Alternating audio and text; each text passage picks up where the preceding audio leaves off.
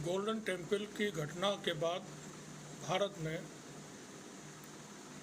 इंदिरा गांधी की हत्या हुई और फिर शुरू होता आतंकवाद। ये आतंकवाद तकरीबन एक दशक तक चरम पर रहा। बहुत सारे लोगों की इसमें हत्याएं हुई। धीरे धीरे करके खालिस्तान मूवमेंट पर काबू पाया गया और वो फिर एक तरह से ख़त्म हो चला। पंजाब के लोग भी उससे अलग हुए। कुछ लोगों ने सरेंडर भी किए जो खालिस्तान मूवमेंट से जुड़े हुए थे। अचानक खालिस्तान मूवमेंट की फिर से बात होने लगी अमृतपाल सिंह के सामने आने के बाद। फिर कुछ घटनाएं ऐसी घटी जिसके बाद से खालिस्तान के सिलसिले से बातें मुस्तकिल हो रही हैं। और कनाडा में कुछ वारदातें हुई जिसमें भारतीय नागरिक जो खालिस्तान मूवमेंट चला रहे कनाडा में रह करके उनके शामिल होने की बात थी। उसमें से कुछ लोग मारे जाते हैं। फिर एक और नागरिक जो अमेरिकी नागरिक है और कनाडा का भी नागरिक है, उसके बाद दोहरी नागरिकता है, पन्नू, भारत ने उसको आतंकवादी घोषित किया हुआ है। पन्नू की हत्या कराने के सिलसिले में खबर आई अमेरिका से कि भारत उसकी हत्या करवाना चाहता है और उसके एजेंट्स वगैरह वहाँ पर इस बात का खुलासा हुआ है कुछ लोगों की गिरफ्तारी के बाद। और ये अमेरिका के बड़े लोगों की तरफ से बात फाइनेंशियल टाइम्स जो ब्रिटेन का एक अखबार है उसके ज़रिए कही गई थी। दरअसल कहा यह जाता है कि भारत कभी भी किसी भी ऐसे आंदोलन में, ऐसे मूवमेंट में शामिल नहीं हुआ है, या भारत किसी भी देश के जो अन्य देश हैं उसके आंतरिक मामलों में दखल नहीं देता है। लेकिन ये बात किसी हद तक सही नहीं है कि कोई भी देश, दुनिया के जितने देश हैं वो कहीं ना कहीं दखल दे रहे हैं और उसी की वजह से झगड़े हैं, आतंकवाद है, जंगें हैं। भारत की तरफ से जो बड़े नेता हैं देश के, वो अक्सर साफ साफ कहते हैं कि हम भारत के लोग या भारत की सरकार कभी किसी देश में कोई आंतरिक उसके मामलों में दखल नहीं देती है। लेकिन अब हम आपको थोड़ा सा जो बताने जा रहे हैं कि दखल देते हैं एक दूसरे के मुल्कों में।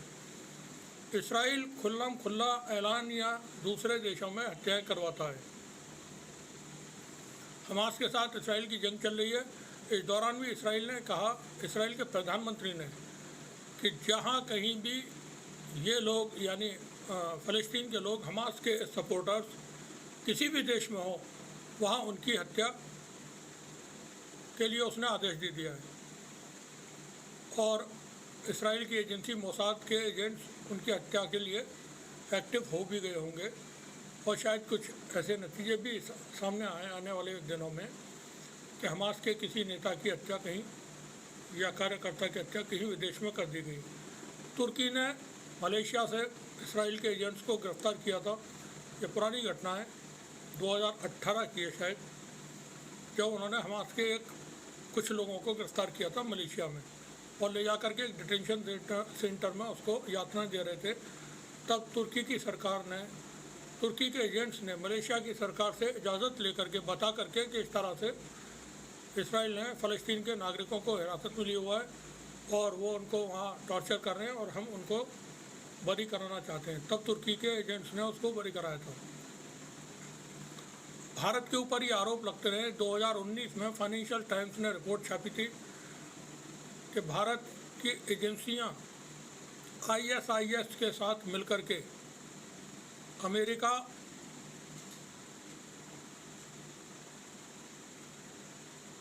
दूसरे देशों में भारत की एजेंसियां ISIS, ये आतंकवादी संगठन है, बहुत ही कुख्यात है, उसके साथ मिलकर के दूसरे देशों में आतंकवादी घटनाओं को अंजाम दे रही है।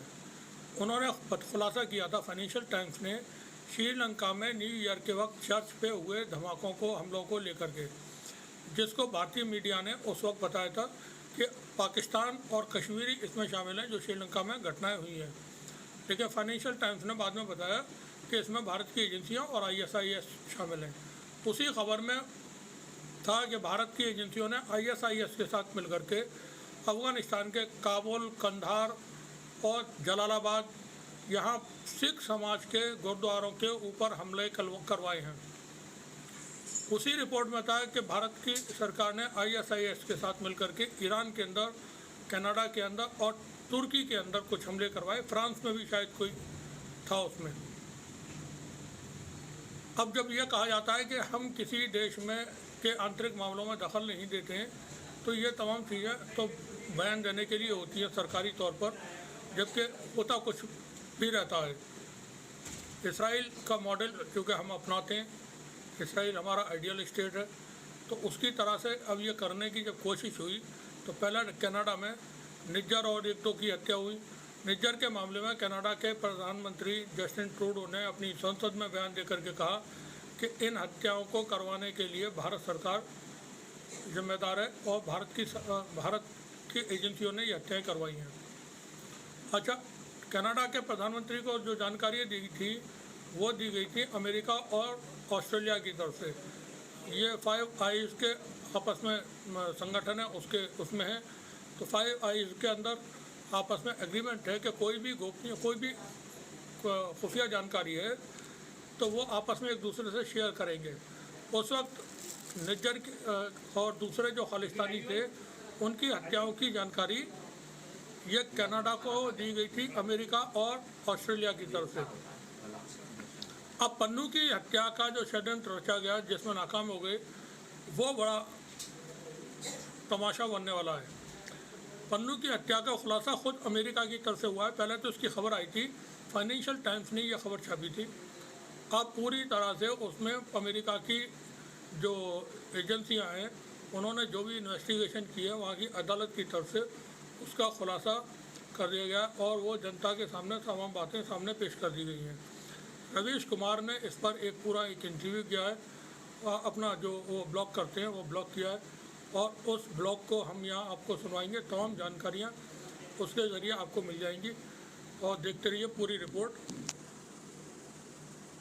क्या कहते हैं रवीश कुमार इस मामले में? हत्या का प्लॉट रच रहा था। अमेरिका उसे अपना नागरिक कहता है। भारत ने उसे व्यक्तिगत रूप से आतंकवादी घोषित कर रखा है। अमेरिका ने हवा में भारत पर हत्या कराने की साजिश के आरोप नहीं लगाए थे। एक सप्ताह के भीतर अमेरिका के जस्टिस डिपार्टमेंट सार्वजनिक तौर पर सारी बातों को खोल कर रख दिया है।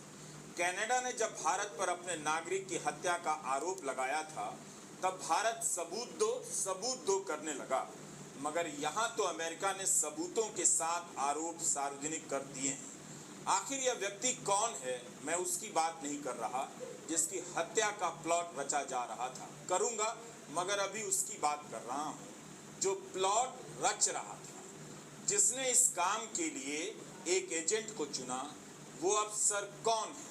CC1, इसी नाम से उस भारतीय अफसर का जिक्र अमेरिका के जस्टिस डिपार्टमेंट ने अपने दस्तावेज में किया है। CC1 की कोई पहचान नहीं बताई गई है, ना ही उस पर इस दस्तावेज में कोई आरोप लगाए गए हैं। इसके बारे में लिखा है कि CC1 खुद को सीनियर फील्ड अफसर कहता है, खुफिया मामलों का जानकार बताता है और दावा करता है कि CRPF में काम कर चुका है। CC1 भारत में ही रहकर हत्या की साजिश रचता रहा। दस्तावेज में लिखा है कि इस पूरे प्रकरण के दौरान यह अधिकारी भारत में रहा, भारत सरकार के साथ काम करता रहा और भारत से ही हत्या के षड्यंत्र को चलाता रहा। क्या यह कोई IPS अफसर है या खुफिया विभाग का अफसर है? इस अफसर को किसने ये काम सौंपा? निर्देश किसकी तरफ से आया? उसका बॉस कौन है? क्या यह सब भी अमेरिका के हाथ लग गया है? अगर यह कड़ी खुल गई तो फिर भारत के लिए शर्मिंदगी का कारण बन जाएगा। आप कह सकते हैं कि हर देश, खासकर अमेरिका भी ऐसा ही करता रहता है। उसे लेक्चर देने का नैतिक अधिकार नहीं, मगर उसे इतना तो अधिकार है, और आप भी इस बात को मानेंगे कि अपनी धरती पर अपने नागरिकों की जान की रक्षा वो करे। यही अधिकार भारत को भी है। इस घटना से भारत की छवि को धक्का पहुंच सकता है। आप यह भी कह सकते हैं कि आज के दौर में किस देश की छवि बच गई है। लेकिन इतना तो मानेंगे कि अमेरिका इतनी सफाई से भारत की खुफिया एजेंसी की निगरानी करता रहा, पकड़ लेता है, क्या इससे छवि बेहतर हो गई? इस कहानी के दो किरदार और हैं, गुजरात का निखिल गुप्ता और वो हिटमैन जिसे किसी की हत्या करनी थी। क्या यह संयोग है कि निखिल गुप्ता का कनेक्शन गुजरात से है जहां उसके खिलाफ मामले चल रहे हैं? निखिल गुप्ता से इसी साल हत्या को अंजाम देने के लिए संपर्क किया जाता है, एडवांस में पैसे दिए जाते हैं और इसके बदले गुजरात पुलिस निखिल गुप्ता के खिलाफ चल रहे मामलों को रद्द करती है, ऐसा हिंदू की रिपोर्ट में छपा है। अमेरिका ने कहा है कि निखिल गुप्ता ड्रग्स और हथियारों की स्मगलिंग से जुड़ा रहा है। ड्रग्स की तस्करी करने वालों का संपर्क भारतीय खुफिया विभाग के अफसरों से रहता है, वह विदेश यात्राएं करता है, उसके खिलाफ केस हटाए जाते हैं। यह सब क्या भारत के तंत्र के बारे में कुछ भी नहीं कहता? ऐसे लोगों के सहारे तो स्टेट किसी के घर में, आपके घर में भी ड्रग्स रखवाकर हमेशा के लिए अंदर कर सकता है। एक सवाल यहाँ उठता है कि वह खुफिया अधिकारी कितना प्रभावशाली है कि उसके कहने पर निखिल गुप्ता के खिलाफ सारे मामले हटाए जाते हैं। निखिल गुप्ता को अमेरिका ने गिरफ्तार कर लिया है। जैसे ही निखिल गुप्ता भारत से चेक गणराज्य जाता है, वहां उस पर नजर रखी जाने लगती है और गिरफ्तार कर लिया जाता है, उसके उपकरण जब्त कर लिए जाते हैं। अमेरिका उस देश पर दबाव डालकर निखिल गुप्ता को गिरफ्तार करवा लेता है। यह आदमी अब अमेरिका के कब्जे में है। अनुमान लगाया जा सकता है कि अमेरिका ने इससे काफी कुछ निकलवा लिया होगा। जब उसकी गतिविधियों पर इतनी नजर रख रहा था कि वह कब भारत से चेक गणराज्य जा रहा है, तो उसकी नजर अन्य पहलुओं पर भी पड़ रही होगी या और भी मामलों में होगी। पूरे मामले में कौन बेवकूफ बन रहा है, कौन देश की छवि को दांव पर लगा रहा है, आपको समझ आ जाना चाहिए। अभी तक आपने दो किरदार के बारे में जाना, एक भारतीय खुफिया विभाग के अधिकारी के बारे में जिसका नाम दस्तावेज में CC1 है, और दूसरा गुजरात के निखिल गुप्ता के बारे में। हत्या होनी थी गुरवंत सिंह पन्नू की, ये फाइनेंशियल टाइम्स का दावा है।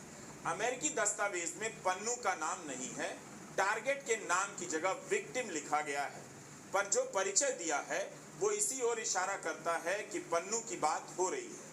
भारत जिसे आतंकवादी कहता है, अमेरिका जिसे अपना नागरिक कहता है। पन्नू पर आरोप है कि वह खालिस्तान के पक्ष में आंदोलन चलाता है। यह ब्रिटेन के अखबार फाइनेंशियल टाइम्स का फ्रंट पेज है। जिस दिन यह खबर छपी उस दिन सन्नाटा पसर गया।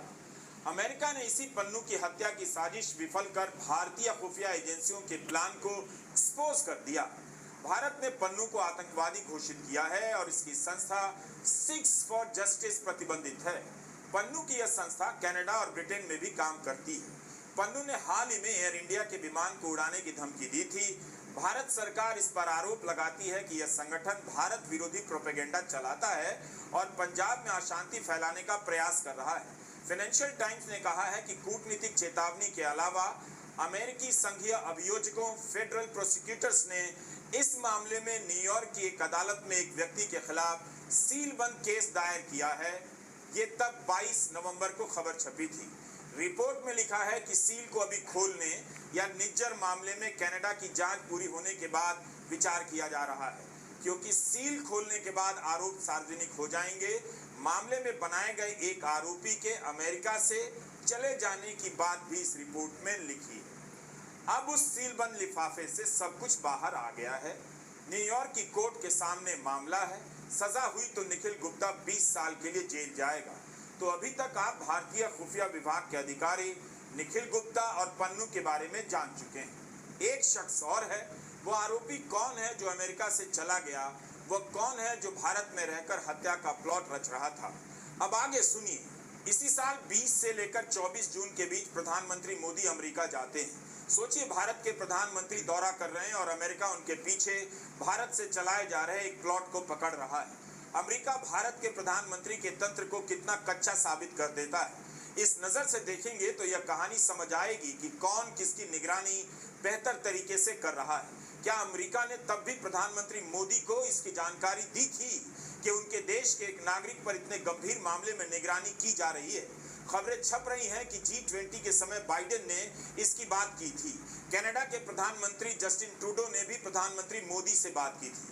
दो प्रमुख देश अगर उस सम्मेलन में भारत आकर भारत को ही बता रहे हैं कि उसकी सरकार हत्या कराने की साजिश करती हुई पकड़ी गई है, भारत की प्रतिष्ठा को कितना गहरा धक्का पहुंचा होगा। आज के अखबारों में प्रधानमंत्री ने G20 की सफलता को लेकर संपादकीय पन्नों पर लेख लिखा है, लेकिन अब यह भी दिख रहा है कि G20 सम्मेलन के भीतर खाने क्या कुछ चल रहा था। दो देश मिलकर किसे छोटा साबित कर रहे थे, इस पर सरकार को और सफाई देनी चाहिए। क्या इसी वजह से बाइडेन के आग्रह के बाद भी प्रधानमंत्री मोदी ने बाइडेन को भी प्रेस कॉन्फ्रेंस नहीं करने दी?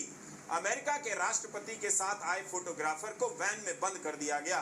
क्या उस समय भारत इसी वजह से बचने की कोशिश कर रहा था कि प्रेस कॉन्फ्रेंस में कहीं इसका भांडा न फूट जाए, कोई सवाल न पूछ दे और G20 की सारी चमक पर पानी न फिर जाए?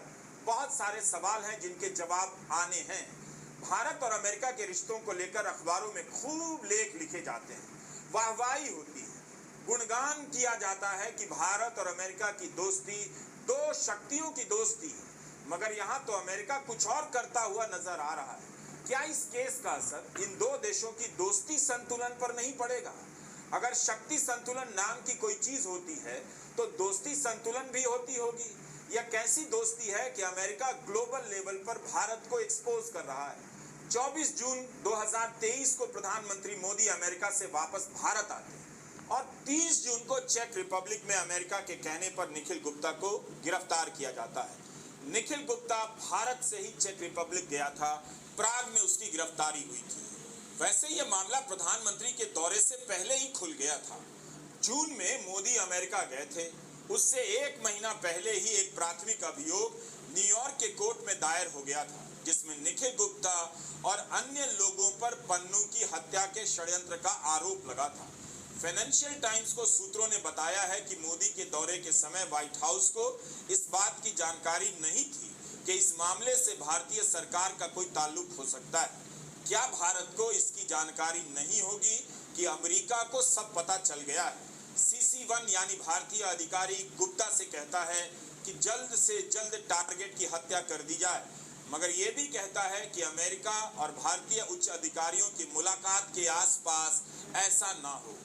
लेकिन भांडा फूट गया। भारत के जिस खुफिया अधिकारी ने निखिल गुप्ता को हत्या का ठेका दिया, उस निखिल गुप्ता ने मामला फंसा दिया। निखिल गुप्ता ने इस हत्या को अंजाम देने के लिए जिस हिटमैन को चुना, यानी भाड़े के अपराधी को चुना, वो अमेरिका के खुफिया विभाग का एजेंट निकला। उसके हाथ में निखिल गुप्ता सारी जानकारी सौंप देता है, $15,000 भी सौंपता है, जिसकी तस्वीर अखबारों में छपी है। वादा करता है कि हत्या के बाद और पैसे दिए जाएंगे। काम अच्छा और जल्दी हुआ तो $1.25 करोड़ तक दिए जा सकते हैं। पैसे के अलावा पता, फोटो, सब कुछ हिटमैन को दिया जाता है। निखिल गुप्ता को पता ही नहीं चलता है कि अमेरिकी जांच एजेंसी के अधिकारी को वो हत्या का ठेका दे रहा है, एक तरह से भारत की साख को दांव पर लगा रहा है। इतना कच्चा ऑपरेशन क्यों किया गया? यह किसका काम होगा? इसका जवाब आपको इस सरकार में कभी नहीं मिलेगा। $1.25 करोड़ रुपए देने के वादे पर किसी अमेरिकी नागरिक की हत्या कराने का प्लॉट फेल हो गया। अगर यही काम कांग्रेस की सरकार में होता तो आज जिला में नहीं, गांव में भारतीय जनता पार्टी प्रदर्शन कर रही होती कि भारत की साख मिट्टी में मिला दी गई है। अब आइए कनाडा पर। 18 सितंबर को कनाडा के प्रधानमंत्री ट्रूडो ने भारत पर गंभीर आरोप लगाया कि कनाडा की खुफिया जांच एजेंसियां इस बात की जांच कर रही हैं कि कनाडा के नागरिक हरदीप सिंह निज्जर की हत्या में भारत सरकार के एजेंटों की भूमिका है या नहीं। जस्टिन ट्रूडो के इस बयान से हंगामा मच गया। जस्टिन ट्रूडो ने यह आरोप मीडिया रिपोर्ट के जरिए नहीं बल्कि अपनी संसद में खड़े होकर लगाया। अब अमेरिकी अभियोग के सार्वजनिक होने के बाद ट्रूडो ने कहा है कि भारत को इन आरोपों को गंभीरता से लेना होगा, हमारे साथ काम करना होगा ताकि हम इस मामले की तह तक पहुंच सकें। ऐसी घटना को कोई भी हल्के में नहीं ले सकता है। भारत भले कहता है कि कनाडा ने सबूत नहीं दिए, इसी कारण कहा जा रहा है कि कनाडा को भारत का जवाब अलग था, अमेरिका से काफी अलग। लेकिन आपको याद होगा जब जस्टिन ट्रूडो ने भारत पर आरोप लगाया था, तब अमेरिकी सरकार ने कहा था कि वे कनाडा सरकार के साथ इस मामले में संपर्क में हैं और उनके द्वारा जांच का समर्थन करते हैं।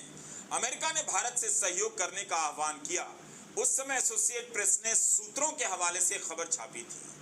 अमेरिका के एक अधिकारी ने नाम नहीं छापने की शर्त पर बताया था कि संसद में बयान देने से पहले जस्टिन ट्रूडो ने अमेरिका के राष्ट्रपति जो बाइडेन को भरोसे में लिया था। रॉयटर्स में भी खबर छपी कि निज्जर की हत्या को लेकर अमेरिका और कनाडा मिलकर जांच कर रहे हैं। तो इस तरह हम देखते हैं कि कनाडा में निज्जर की हत्या और अमेरिका में पन्नू की हत्या की साजिश के तार किस तरह से जुड़ते जा रहे हैं। जस्टिस डिपार्टमेंट ने कहा है कि निज्जर की हत्या से कुछ दिन पहले अंडरकवर हिटमैन को निखिल गुप्ता कहता है कि अमेरिका में एक बड़ा टारगेट है। इस घटना का निज्जर की हत्या से भी लिंक स्थापित किया जा रहा है। 18 जून 2023 को निज्जर की हत्या हुई। न्यूयॉर्क के अटॉर्नी ऑफिस से जो दस्तावेज बाहर आए हैं उसमें आरोप के तौर पर साफ लिखा है कि भारत सरकार के अधिकारी ने निखिल गुप्ता को निज्जर की हत्या के बाद का वीडियो भेजा, जिसमें हत्या के बाद निज्जर अपनी गाड़ी में गिरे हुए हैं। 1 घंटे बाद CC1 यानी अधिकारी ने गुप्ता को अगले टारगेट का न्यूयॉर्क वाला पता भेजा। अगले दिन निखिल ने हिटमैन से कहा कि निज्जर भी निशाना था और हमारे निशाने पर कई सारे लोग हैं। निखिल हिटमैन से कहता है अब पन्नू को खत्म करने में देरी करने की जरूरत नहीं। निज्जर की हत्या के 2 दिन बाद CC1 यानी अधिकारी ने गुप्ता को पन्नू के बारे में एक न्यूज रिपोर्ट भेजी और कहा कि अब ये प्राथमिकता है। अमेरिका से खबर आते ही भारत ने जांच की बात कह दी। बुधवार को विदेश मंत्रालय ने कहा कि भारत इस मामले की उच्च स्तरीय जांच करवा रहा है। इस कमेटी का गठन 18 नवंबर को ही कर दिया गया था। इसके 4 दिनों के बाद फाइनेंशियल टाइम्स की खबर आती है कि अमेरिका ने भारत को चेतावनी दी है और चिंता जताई है। During the course of discussions with the US on bilateral security cooperation, the US side shared some inputs pertaining to nexus between organized criminals, gun runners, terrorists, other extremists. We take, of course, such inputs very seriously, and a high-level inquiry committee has been constituted to look into all the relevant aspects of the matter, and necessary follow-up action will be taken based on the findings of the inquiry committee. You would have seen this in our statements that we have issued. We cannot share any further information on such security matters. As regards the case against an individual that has been filed in a US court, allegedly linking him to an Indian official, this is a matter of concern. We have said, and let me reiterate, that this is also contrary to government policy. The nexus between organized crime, trafficking, gun running, and extremists at an international level is a serious issue for law enforcement agencies and organizations to consider, and it is precisely for that reason that a high-level inquiry committee has been constituted, and we will obviously be guided by its results. Insofar as Canada is concerned, we have said that they have consistently given space to anti-India extremists and violence, and that is actually the heart of the issue. Our diplomatic representatives in Canada have borne the brunt of this, so we expect the government of Canada to live up to its obligations under the Vienna Convention on Diplomatic Relations. We have also seen interference by Canadian diplomats in our internal affairs. We've said this from this podium, and that is obviously unacceptable. Financial times ने लिखा है कि अमेरिकी खुफिया विभाग के 2 सबसे senior अधिकारी अगस्त और अक्टूबर में इस मामले के कारण भारत नेशनल इंटेलिजेंस के निदेशक एवरिल हेंस भारत आ चुके हैं। सूत्रों के हवाले से फाइनेंशियल टाइम्स ने यह भी लिखा है कि अमेरिकी राष्ट्रीय सुरक्षा सलाहकार जैक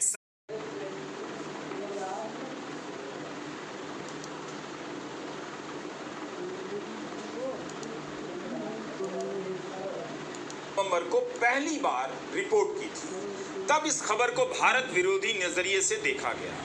भारत के पूर्व विदेश सचिव और तुर्की, इजिप्ट, फ्रांस और रूस में राजदूत रह चुके कमल सिब्बल ने ट्रोल की भाषा में फाइनेंशियल टाइम्स के पत्रकार को चीन का एजेंट कह दिया।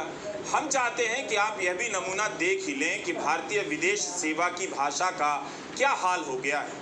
ऐसा लगता है कि हर मामले में देशभक्ति का झंडा उठाए बिना कोई बात नहीं कही जा सकती, और विदेश सेवा में इतना लंबा जीवन बिताने वाले अफसर भी कूटनीति और सामान्य भाषा भूल गए। यह कमल सिब्बल का ट्वीट है। 22 नवंबर को फाइनेंशियल टाइम्स की रिपोर्ट के बाद जनाब ट्वीट करते हैं कि चीन से गहरा नाता रखने वाले पत्रकार को कुछ फर्जी किस्म के लोगों ने स्टोरी प्लांट की है। क्या निज्जर वाली घटना के बाद भारत अमेरिकी नागरिक को मारने का षड्यंत्र रचकर मामला बिगाड़ेगा? तब जब अमेरिका ने उस घटना पर भारत को भी फटकार लगाई है। कुछ सर्किल्स में भारत विरोधी षड्यंत्र रचे जा रहे हैं। इसके जवाब में पत्रकार दिमित्री सवाल करते हैं, चीन से गहरे नाते।